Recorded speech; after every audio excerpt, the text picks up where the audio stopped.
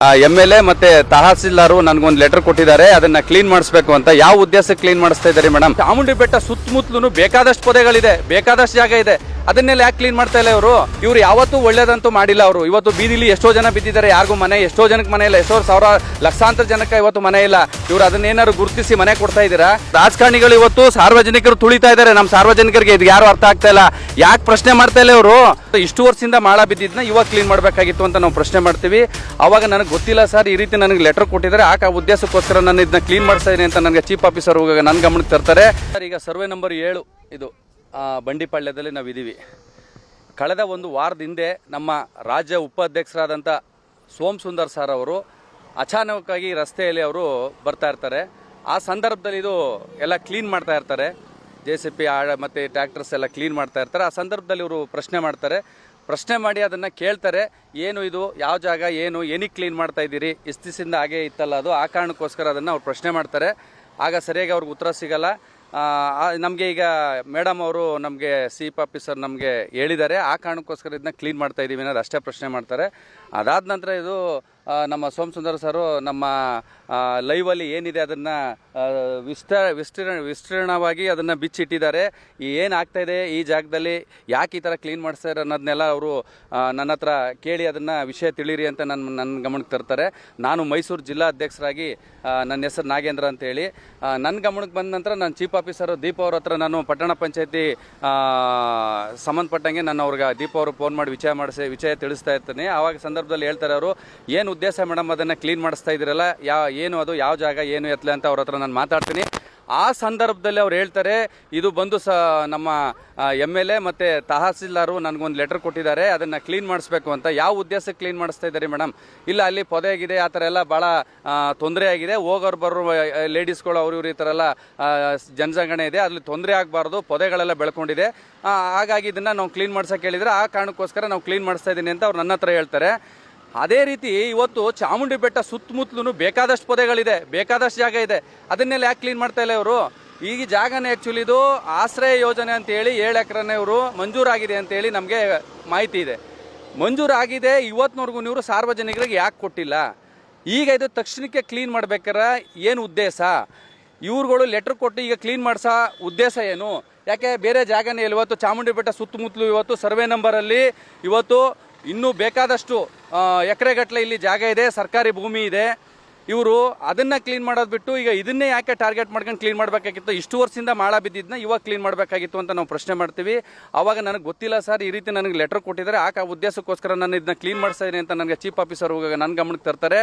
ಇಲ್ಲ, ಇದು ಆ ರೀತಿ ಇಲ್ಲ, ಇದನ್ನು ಈಗ ಅದು ಯಾವುದೋ ಒಂದು ಸಾರ್ವಜನಿಕರಿಗೆ ಇವ್ರಿಗೂ ಆಶ್ರಯ ಯೋಜನೆ ಅಂತ ಕೊಡಬೇಕಾದಾಗ 108 ಸಮಸ್ಯೆಗಳು ಬಂದ್ಬಿಟ್ಟು ಅದನ್ನು ಕ್ಯಾನ್ಸಲ್ ಮಾಡಿಬಿಡ್ತಾರೆ. ಅದೇ ರಾಜಕಾರಣಿಗಳು ಮಾಡ್ಕೋಬೇಕಾದ್ರೆ ಸರಿ ಇಲ್ಲೇ ದಾಖಲೆಗಳನ್ನು ಸರಿ ಮಾಡಿ ಅವ್ರ ಹೆಸರಿಗೆ ಮಾಡಿಕೊಟ್ಬಿಡ್ತಾರೆ, ಅದು ಬೇಗ ನಡೆದೋಗುತ್ತೆ. ಅದೇ ಸಾರ್ವಜನಿಕರಿಗೆ ಇವರು ಆಶ್ರಯ ಯೋಜನೆಯಲ್ಲಿ ಇವು ಆಶ್ರಯ ಇಲ್ಲದಂಥ ಜನ ಅವರು ಸಾರ್ವಜನಿಕರಿಗೂ ಬದುಕಲಿ ಅಂತ ಹೇಳಿ ಇವರು ಯಾವತ್ತೂ ಒಳ್ಳೇದಂತೂ ಮಾಡಿಲ್ಲ. ಅವರು ಇವತ್ತು ಬೀದಿಲಿ ಎಷ್ಟೋ ಜನ ಬಿದ್ದಿದ್ದಾರೆ, ಯಾರಿಗೂ ಮನೆ, ಎಷ್ಟೋ ಜನಕ್ಕೆ ಮನೆ ಇಲ್ಲ, ಎಷ್ಟೋ ಸಾವಿರ ಲಕ್ಷಾಂತರ ಜನಕ್ಕೆ ಇವತ್ತು ಮನೆ ಇಲ್ಲ. ಇವರು ಅದನ್ನೇನಾದ್ರು ಗುರುತಿಸಿ ಮನೆ ಕೊಡ್ತಾ ಇದ್ದೀರಾ? ಬರೀ ಹೆಸರಿಗೆ ಹೇಳ್ತಾರೆ, ನಾವು ಅದನ್ನು ಕೊಡ್ತಾ ಇದ್ದೀವಿ, 10,000 ಕೊಡ್ತಾ ಇದ್ದೀವಿ, 10,000 ಕೊಡ್ತೀವಿ ಮನೆನ ನಾವು ಅಂತ ಹೇಳ್ತಾರೆ. ಆಶ್ರಯ ಯೋಜನೆಯಲ್ಲಿ ಇವರು ಎಲ್ಲಿ ಇವತ್ತಿನ ದಿವಸ ವಾಜಪೇಯಿ ನಗರದಲ್ಲಿ ಇವತ್ತು ಸಾವಿರಾರು ಮನೆ ಕೊಟ್ಟಿದ್ದಾರೆ, ಅಲ್ಲಿ ಮೂಲಭೂತ ಸೌಕರ್ಯಗಳನ್ನೇ ಕೊಟ್ಟಿಲ್ಲ ಇವರು. ಒಂದು ರಸ್ತೆ ಇಲ್ಲ, ಒಂದು ಚರಂಡಿ ಇಲ್ಲ, ಒಂದು ಲೈಟಿನ ಇದಿಲ್ಲ. ಇವತ್ತು ಯಾರ್ಯಾರೋ ತಗೊಂಡು ಇವತ್ತು ಇನ್ಯಾರ್ಯಾರಿಗೋ ಲಾಭಕ್ಕೆ ಮಾರ್ಕೊಂಡು ಅಲ್ಲಿ ದುಡ್ಡು ಮಾಡ್ತಾ ಇದ್ದಾರೆ. ಸಾರ್ವಜನಿಕರು ಇವತ್ತು ಆಶ್ರಯ ಇಲ್ಲದನ್ನ ಯಾವೊಂದು ಮನೆ ಕಟ್ಕೊಂಡು ಅಲ್ಲಿದ್ದಾನೆ, ಮನೆ ಕಟ್ಕೊಂಡು ಇರಾಕಲ್ಲಿ ಕರೆಕ್ಟಾಗಿ ಇವ್ರು ಯಾರು ಅಲ್ಲಿ ಸರಿಯಾದ ರೀತಿ ಮೂಲಭೂತ ಸೌಕರ್ಯ ಕೊಟ್ಟಿದ್ದಾರೆ. ಈ ರೀತಿ ವ್ಯವಸ್ಥೆ ಇರಬೇಕಾದ್ರೆ ನಮ್ಮ ರಾಜಕಾರಣಿಗಳು ಈ ರೀತಿ ಇಲ್ಲಿ ಯಾಕೆ ಹೊಡ್ಕೋಬಾರ್ದು? ಜಾಸ್ತಿ ನಡೀತಿರೋಷ್ಟು ರಾಜಕಾರಣಿಗಳು ಇವತ್ತು ಸಾರ್ವಜನಿಕರು ತುಳಿತಾ ಇದ್ದಾರೆ. ನಮ್ಮ ಸಾರ್ವಜನಿಕರಿಗೆ ಇದು ಯಾರು ಅರ್ಥ ಆಗ್ತಾ ಇಲ್ಲ, ಯಾಕೆ ಪ್ರಶ್ನೆ ಮಾಡ್ತಾ ಇಲ್ಲ ಇವರು? ಇವತ್ತು ಆಶ್ರಯ ಯೋಜನೆ ಅಂತೇಳಿ ಯಾಕೆ ಕೊಟ್ಟಿಲ್ಲ, ಇದನ್ನು ಇವತ್ತಿನವ್ರಿಗೆ ಯಾಕೆ ಇರಿಸ್ಕೊಂಡಿದ್ದಾರೆ? ಇವತ್ತು ಜಾತಿ ಬೀಜ ಬಿತ್ತಾ ಇದ್ದಾರೆ. ಜಾತಿ ಬೀಜನ ಬಿತ್ತರೋದು ಯಾರು? ಇವತ್ತು ನಮ್ಮ ರಾಜಕಾರಣಿಗಳು. ಇವತ್ತು ಲಿಂಗಾಯತರ, ಕುರುಬ, ಕುಂಬಾರ ಇದನ್ನೆಲ್ಲ ಯಾಕೆ ಹೇಳ್ಕೊಂಡು ಜಾತಿ ಬೀಜನ ಬಿತ್ತಾ ಇದ್ದಾರೆ? ಇವಾಗ ಇದ್ರಲ್ಲಿ ಏನು ಬರ್ದು ಈಗ ಮಂಜೂರಾತಿ ಮಾಡಿದ್ದಾರೆ, ಕ್ರಿಶ್ಚಿಯನ್ಗೆ ಮಾಡಿದ್ದಾರೆ, ಮತ್ತು ಶೆಡ್ಯೂಲ್ ಕ್ಯಾಸ್ಟ್ ಅವ್ರಿಗೆ ಮಾಡಿದ್ದಾರೆ, ಮತ್ತು ಆಶ್ರಯ ಯೋಜನೆ ಅಂತ ಮಾಡಿದ್ದಾರೆ. ಎಲ್ಲಕ್ಕೂ 7 ಎಕರೆ, 1 ಎಕರೆ, 2 ಎಕರೆ ಎಲ್ಲ ಮಂಜೂರು ಅಂತ ಮಾಡಿದ್ದಾರೆ. ಇಲ್ಲಿ ತನಕ ಯಾಕೆ ಕೊಟ್ಟಿಲ್ಲ ಆಶ್ರಯ ಯೋಜನೆ ಅವ್ರಿಗೆ? ಎಷ್ಟೋ ಜನ ಇಲ್ಲಿ ಮನೆ ಇಲ್ಲದವ್ರು ಇಲ್ವಾ? ಯಾಕೆ ಹಂಚಿಕೆ ಮಾಡಿಲ್ಲ? ಇವಾಗ ಯಾಕೆ ಕ್ಲೀನ್ ಮಾಡಿಸ್ತಾ ಇದ್ದಾರೆ ಅಂತ ನಾವು ಪ್ರಶ್ನೆ ಮಾಡಿದ್ವು. ಇವತ್ತು KRS ಪಾರ್ಟಿ ಮುಂದಿನ ದಿನಗಳಲ್ಲಿ ಎಲ್ಲೆಲ್ಲಿ ರಾಜಕಾರಣಿಗಳು ಈ ರೀತಿ ಎಲ್ಲ ಪ್ಲಾನ್ ಮಾಡ್ಕೊಂಡು ಆಸ್ತಿ ಹೊಡೆಯಕ್ಕೆ ನೋಡ್ತಾರೆ, ಇವತ್ತು ಸರ್ಕಾರಿ ಭೂಮಿ ಹೊಡೆಯಕ್ಕೆ ನೋಡ್ತಾರೆ, ಅದನ್ನು ಯಾವತ್ತೂ ಬಿಟ್ಕೊಡಲ್ಲ KRS ಪಕ್ಷ. ಪ್ರಶ್ನೆ ಮಾಡೇ ಮಾಡ್ತದೆ. ನಮ್ಮ ಮೇಲ್ನೋಟಕ್ಕೆ ಹಂಗೆ ಕಾಣ್ತಾ ಇರೋದು ಇದು. ಇವತ್ತಿನ ದಿವಸ ಚೀಫ್ ಆಫೀಸರ್ ಹೇಳ್ತಾ ಇರೋದು ಒಳ್ಳೆ. ಈಗ ನಾವು KRS ಪಾರ್ಟಿ ಇವತ್ತು ಧ್ವನಿ ಎತ್ತಿದ ಮೇಲೆ ಇವತ್ತು ಬೋರ್ಡ್ ಬಂದಿದೆ.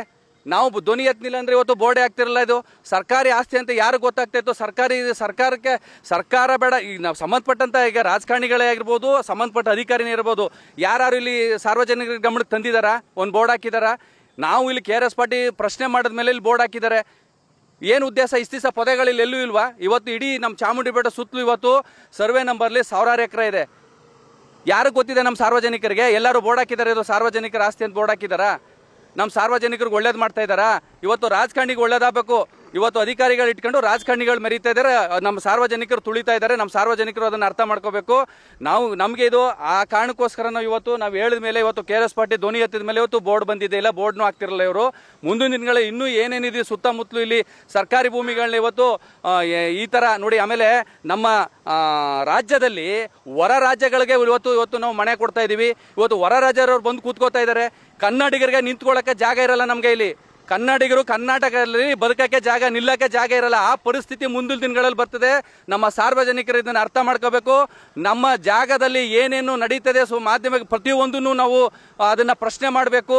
ಇದು ಏನಾಗ್ತಾ ಇದೆ ಅನ್ನೋದನ್ನ ಪ್ರಶ್ನೆ ಮಾಡಬೇಕು. ಮಾಡಿಲ್ಲ ಅಂದರೆ ನಿಮ್ಮ ರಾಜಕಾರಣಿಗಳೆಲ್ಲ ಅವರು ದೊಡ್ಡದಾಗಿ ಗಟ್ಟಿ ಮಾಡಿಕೊಂಡು ಆರಾಮಾಗಿ ಅವ್ರು ಇರ್ತಾರೆ. ನೀವು ಇದೇ ರೀತಿ ನಾವು ಸಾರ್ವಜನಿಕರು ಹೊಡೆದಾಟ ಮಾಡಿಕೊಂಡು ಜಾತಿ ಭೇದ ಮಾಡಿಕೊಂಡು, ಜಾತಿ ಭೇದನೂ ಬಿತ್ತಿರೋದು ರಾಜಕೀಯದವ್ರೇನೆ. ರಾಜಕೀಯದವ್ರು ಜಾತಿ ಮಾಡ್ತಾ ಇರೋದು ಯಾರು? ನಾವು ಕರೆಕ್ಟಾಗಿ ನ್ಯಾಯವಾಗಿ ನಾವು ಬದುಕ್ತಾ ಇದ್ದೀವಿ, ದಿನ ಜೀವನ ಕಳೀತಾ ಇದ್ದೀವಿ. ಆದರೆ ರಾಜಕಾರಣಿಗಳು ನಮ್ಮನ್ನ ಎಲೆಕ್ಷನ್ಗೆ ಓಟ್ಗೋಸ್ಕರ, ಇವ್ರ ಆಸ್ತಿಗೋಸ್ಕರ, ಇವ್ರ ಅಧಿಕಾರಕ್ಕೋಸ್ಕರ ನಮ್ಮನ್ನ ಬಲು ಮಾಡ್ತಾ ಇದ್ದಾರೆ. ಇದನ್ನ ನಮ್ಮ ಸಾರ್ವಜನಿಕರು ಅರ್ಥ ಮಾಡ್ಕೋಬೇಕು, ಪ್ರಶ್ನೆ ಮಾಡಬೇಕು. ದಯವಿಟ್ಟು ಇದನ್ನ ಈ ಗಮನದಲ್ಲಿ ಇಟ್ಕೊಂಡು ನೀವು ಸಾರ್ವಜನಿಕರು ಇದನ್ನ ಪ್ರಶ್ನೆ ಮಾಡಬೇಕು. ಈ ಥರ ಆದಂಥ ಸಂದರ್ಭದಲ್ಲಿ ನೀವು ಪ್ರಶ್ನೆ ಮಾಡಬೇಕು ಅಂತ ನನ್ನ ಸಾರ್ವಜನಿಕರು ಕೇಳ್ಕೊತಾ ಇದ್ದೀನಿ.